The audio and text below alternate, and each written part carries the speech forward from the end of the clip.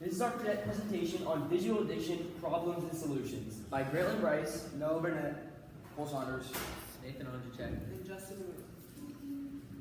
To start, we must identify what is digital addiction. Now, digital addiction is an umbrella term that encompasses many disorders related to excessive technology use. Some examples of these disorders are gaming addiction, social media addiction, and online shopping addiction. Now, to start, digital addiction is such a prevalent issue due to its growth in recent years. Pew Research Center found that the amount of teens with digital addiction has nearly doubled since 2014.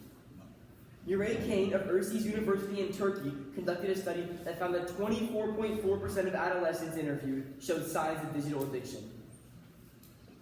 Social media use and addiction has increased for decades, but it saw a huge increase during COVID. Fong Fong Wen of the School of Psychology states that one's environment around them can promote their digital addiction. For example, a kid in a bad environment, like a bad home, or a kid with poor mental health may seek technology as an escape from their life.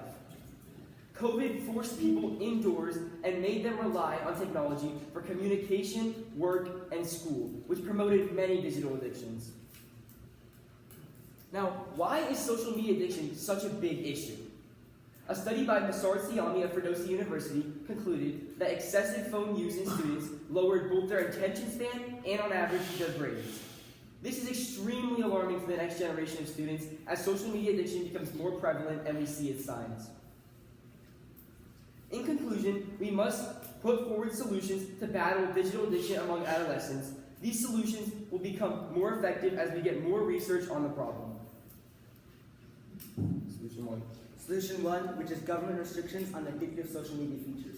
Now, this is a solution that we can actually see in the real world, as many places, such as New York, California, and the EU, have proposed or passed bills that would ban features on social media that are made specifically to keep people addicted to their apps. Benefits to this solution. A study from McLean Hospital found that social media addictions have a direct correlation to higher rates of depression and anxiety among adolescents, as the brain is not yet fully developed. So, by banning or restricting these addictive features, we would see a decrease in addiction rates among these adolescents, which would lead to an increase in the quality of their mental health, as less addictions equals less consequences or drawbacks from these social media addictions. Drawbacks to the solution. It may be unconstitutional. NetChoice, which is an internet trading group that represents companies like Google and TikTok, and is also known for advocating for freedom of speech online, argues that this solution goes against the First Amendment. They say that if the government restricts the types of features that we are allowed to have on social media, then they are also restricting the ways that people can use social media to express their voice and their opinions and share their messages with others. They say that any of these proposed bills go against our First Amendment. If any court ever viewed this argument with any legitimacy, it would shut down any attempts to pass legislation on these features, as there would already be an order from the courts saying that these bills cannot be passed as they go against our First Amendment and are unconstitutional. So, is this solution feasible and who does it affect?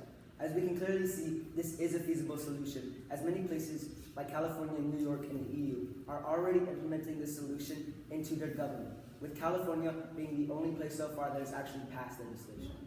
As for who it affects, it would have a positive effect on the consumer, as lower addiction rates would lead to a higher quality of mental health, especially among adolescents, who are the main demographic on social media. But it would also have a negative effect on the producer, or the social media apps, as with less people spending less time on their apps, these companies would see a decrease in their profit margins from things like advertisements.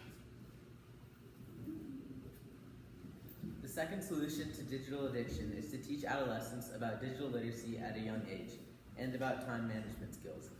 Digital literacy is the ability to use technology responsibly, which could help the children to not get addicted to video games and social media.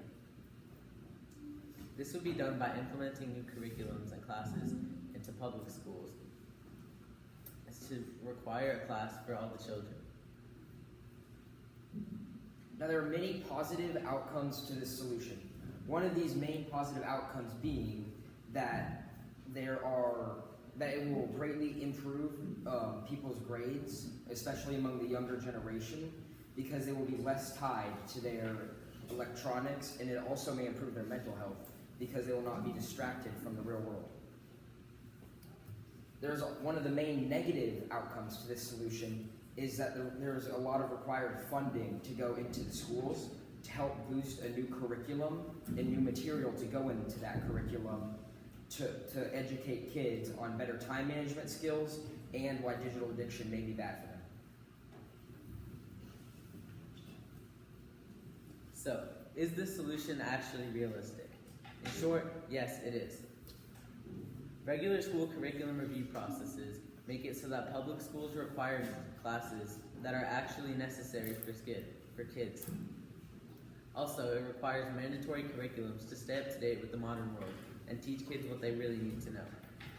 Also, school boards take in community input, so parents that are actually concerned with their children's addiction to their devices can suggest new classes and make this happen in public schools. Finally, state educational standards would also make it so that the modern world prepares their students for what is actually going on and gives them the necessary classes. In conclusion, digital addiction is an issue that plagues our society today. The two solutions we focused on were government restricting addictive features in social media and promoting digital literacy and time management skills in adolescents. These two both improve mental health states and lower addiction rates. The cons, though, to government restricting addictive social media features is that it infringes on the First Amendment freedom of speech. This will make it hard for it to be implemented because if we infringe on the First Amendment, then people will be upset. And in solution 2, which is promoting digital literacy and time management skills among adolescents, it will be hard because kids will have to have self-regulation and be able to make decisions on their own, the right decisions, like not looking at the screens or like flipping through social media. In conclusion, solution one, government restriction on addictive social media features is the better solution because it has already been implemented in California and has been shown to have good results on the adolescents there.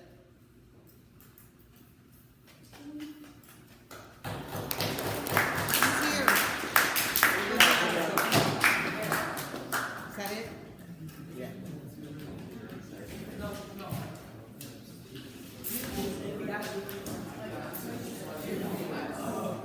Okay, hey, get off the screen, please, one. Cut your papers, you guys. So what group are you? That's group 1. What group are you?